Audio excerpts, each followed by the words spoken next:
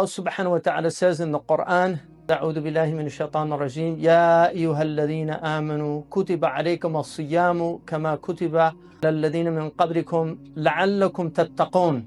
Allah has given you the prescription of fasting, just as He prescribed it for the peoples before us. All of the previous religious traditions had some element of fasting in their tradition. The Christians used to fast for 40 days. Jews also had fasting, and Allah subhanahu wa ta'ala gave us fasting, and then He gives us the reason. This is called Tanbihul Kitab. When Allah tells you why He's doing something, لَعَلَّكُمْ تَتَّقُونَ, in order that you learn piety. This is one of the most important elements of fasting, is to learn piety, and from piety is sabr, and that's why Ramadan is the month of patience. It's learning to be patient. Allah subhanahu wa ta'ala also says the command that He gives in Al-Baqarah is that He created us and those that were before us, and then He told us to worship Him that we might be pious, that we might learn this Taqwa. And so the Ramadan is a madrasa, it's a school. It's like continuing education that you go back to, like a physician or anybody that's in a type of practice that needs the skills to be upgraded, enhanced. Ramadan is the yearly time that we return to this school of taqwa and of sabr. Jumu'ah is the weekly time. The prayers are the daily times that we return, we realign ourselves with the divine. Human beings are in heedlessness. Allah subhanahu wa ta'ala says, تَضْحَكُونَ وَتَبْكُونَ وَأَنْتُمْ سَامِدُونَ, you laugh and you are in a state of heedlessness, that you forget your Lord. This is one of the deepest illnesses of the human being. Imam al-Junayd, when he was asked what he thought the foundational sin of the human being was, he said that it was ghafla. It was heedlessness, because all sins emanate from heedlessness. But there's another reason why Allah subhanahu wa ta'ala gave us this practice of fasting. In the verses that follow, Allah subhanahu wa ta'ala says, first of all, لَعَلَكُمْ تَتَّقُونَ أَيَّامًا مَعْدُودَاتٍ. Ayyam is called jam'u qilla. It's a plural of paucity. It's a plural that indicates that there is not much of it, like amwal. Because wealth, mal, there's not much of wealth. People don't have a lot of wealth. So amwal is the plural of wealth to indicate that wealth is something that is limited. Ayyaman ma'dudat, limited days. You have a few days. And then وَمَنْ كَانَ مِنْكُمْ مَرِيضًا أَوْ عَلَى صَفْرٍ فَعِدَّةٌ مِنْ أَيَّامٍ أُخَرَ. But you can make up those days if you were sick or traveling. وَعَلَى الَّذِينَ يُطِيقُونَهُ فِدْيَةُ طَعَامِ مَسَاكِينَ, or فِدْيَةٌ طَعَامُ مِسْكِينَ. That if you're able to do it, then you can give fidya, so you pay. That was abrogated by the verses that follow. فَمَنْ شَهِدَ مِنْكُمُ الشَّهْرَ فَلْيَصُمْهُ. So people used to be able to do fidya. If they were wealthy, they could do fidya, but that was removed. And everybody has to fast unless you're sick, and then you can do fidya for that. But other than that, everybody has to fast. So Allah subhanahu wa ta'ala said about this, فِدْيَةُ طَعْمٍ مِسْكِينٍ وَمَنْ تَطَوَّعَ خَيْرًا فَهُوَ خَيْرٌ لَهُ. And whoever does extra, this is better for him. Again, those were abrogated, but they still apply to nafila fasting. لَا يَزَالُ عَبْدِي يَتَقَرَّبُ إِلَيَّ بِالنَّوَافِلِ حَتَّى أُحِبَّهُ. You draw near to your Lord with nawafil, with extra acts, until Allah loves you. And so fasting is one of the ways. 3 months, 3 days out of the month, it was the practice of the Prophet ﷺ. Some of the Sahaba practiced the fast of Dawood ﷺ, which was every other day. Some practiced Monday and Thursday. But the Prophet himself, his practice was 3 Ayyam al-Bayad, the 3 days of the white day, the white days. So the fasting woman, تَطَوَّعَ خَيْرًا فَهُوَ خَيْرٌ لَهُ وَأَن تَصُومُوا خَيْرٌ لَكُمْ. But to fast is better for you. That's if you have a choice. Like if you're traveling, it's better to fast. Some say, though, if there's difficulty, that you should leave it. Then Allah subhanahu wa ta'ala says, شَهْرُ رَمَضَانَ الَّذِي أُنزِلَ فِيهِ الْقُرْآنِ. This shahr, this month, is the month that the Qur'an was revealed. The Qur'an, the inzal of the Qur'an Allah subhanahu wa ta'ala, Inna anzalnahu fi Laylatul Qadr. On the 27th, according to most of the scholars, but the Prophet said, look for it in the odd days of the last 10 days.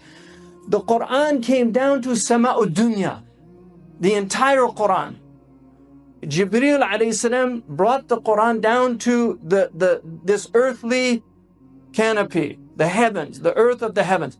And then over 23 years, kana munazzalan, mufarraqan. It was revealed piecemeal to the Prophet ﷺ based on the circumstances and the incidents over the lives of the Sahaba and the Prophet himself ﷺ. So the Quran came down in Zal one time, and then over 23 years, Allah subhanahu wa ta'ala revealed it through Jibreel, allamahu shadid al-quwa, piecemeal. So this is Shahru Ramadan. It represents the gift of the Quran, which is why we return to the Quran in Shahru Ramadan. The Prophet ﷺ said in a sound hadith, he said, Inna siyama wal Qur'ana yashfa'ani lil abdi. The fasting and the Quran will intercede for you. Allah gives them a voice on Yawm al-Qiyamah, and they intercede for people that practice it. What does siyam say? قال الصيام منعته الطعام والشهوات في نهاره فشفعني فيه. I prevented him from his appetites in the daytime and from his food, and so allow me to intercede for him. Al-Quran يقول منعته نومه بالليل. I prevented him from sleeping at night. These are the things that we do. So fasting is not just in the daytime. There's an element in the nighttime, which is sleeping less than we normally sleep. So we eat less than we normally eat, and we sleep less than we normally sleep. And what is the gift? Allah subhanahu wa ta'ala accepts their فَيُشَفَّعَانِ. He grants them their shafa'ah for the servants that do this. Look at the Prophet sallallahu alaihi wasallam. He didn't increase his tahajjud. وَمِنَ اللَّيْلِ تَهَجَّدْ بِهِ نَافِلَةً لَكَ. He didn't increase his prayers in Ramadan. We do, to get closer to the practice of the Prophet that he did all day, every year. يا أيها المزمل قم الليل إلا قليلا نصفه أو انقص منه قليلا أو زد عليه ورتل القرآن ترتيلا. That was his practice the whole year. The Prophet was practicing. He didn't increase his practice of prayers. Aisha radiallahu anhu, Ata, one of the great Salaf, Ata said, دخلت على عائشة فقلت لها يا عائشة أخبرين بأعجب ما رأيت من رسول الله. Tell us the most wondrous thing that you saw from the Messenger of Allah. And she said, أي شأنه ليس عجبا. What thing that he did wasn't wondrous. ولكن دخل علي ليلة فدخل فراشي. He came one night to me and he entered into the bed with me. حتى مس جلده جلدي. I could feel his flesh up against my flesh. فقال يا ابنة أبي بكر ذريني أتعبد لربي. Oh, daughter of Abu Bakr, leave me to go and pray to my Lord. And she said, Wallahi, إني أحب قربك يا رسول الله. I love to be close to you. لكن أثر هواك. But I prefer what you prefer. فقام إلى قربة ماء وتوضأ ولم يكثر صب الماء. He got up to the place, the water container, and he did wudu. And it was a light wudu. فقام يصلي فبكى حتى سالت دموعه على صدره. So he began to cry until the tears covered his chest. ثم ركع فبكى ثم سجد فبكى ولا يزال كذلك حتى جاء بلال آذنه بالصلاة. And he continued like that until Bilal came and he told him the prayers come in. In other words, Fajr. So Aisha said, Ya Rasulullah, ما يبكيك ما يبكيك وقد غفر الله لك ما تقدم من ذنبك وما تأخر. What is making you cry when your sins are anything you've done, and his sins are doing a virtuous thing when a more virtuous thing could be done? When all your sins have been forgiven, what passed and what is to come? And the Prophet ﷺ said, أَوَلَمْ أَكُنْ عَبْدًا شَكُورًا? Should I not be a grateful slave? Should I not be a grateful slave? In the hadith, in a similar hadith in al-Bukhari, حَتَّى تَوَرَّمَتْ قَدَمَاهُ فسألته فقال أولم أكن عبدا شكورا. He stood until his feet had the edema from standing so long. And he said, shouldn't I be a grateful slave? Gratitude. Allah subhanahu wa ta'ala says, وَمَنْ كَانَ مَرِيضًا أَوْ عَلَى سَفَرٍ فَعِدَّةٌ مِنْ أَيَّامٍ أُخَرٍ يُرِيدُ بِكُمُ الْيُسْرَ وَلَا يُرِيدُ بِكُمُ الْعُسْرَ. Allah wants ease for you in this fasting. He doesn't want hardship for you. مَا أَنزَلْنَا عَلَيْكَ الْقُرْآنَ لِتَشْقَى. He didn't reveal this Qur'an for you to be miserable. He wants ease for you. وَلِتُكْمِلُ الْعِدَّةَ وَلِتُكَبِّرُ اللَّهَ عَلَى مَا هَدَاكُمْ وَلَعَلَّكُمْ تَشْكُرُونَ. In order for you to complete this fasting, in order for you to elevate your Lord, to declare His greatness, and in order for you to be grateful. Gratitude. This is the secret of Ramadan.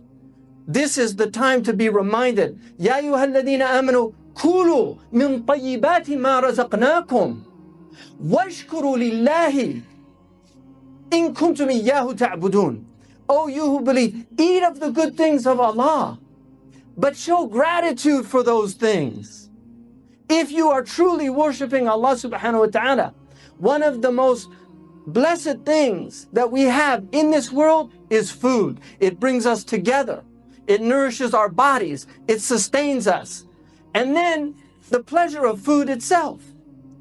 This is a great gift. Allah could have made brackish water that we had to drink. He could have given us rocks that we had to crush as our nutrition. But He gave us cherries and grapes and figs. He gave us varieties of meat. He gave us all of the blessings that the earth brings forth. What does Allah ask us? Shukr. اعملوا آل داود شكرا وقليل من عبادي الشكور.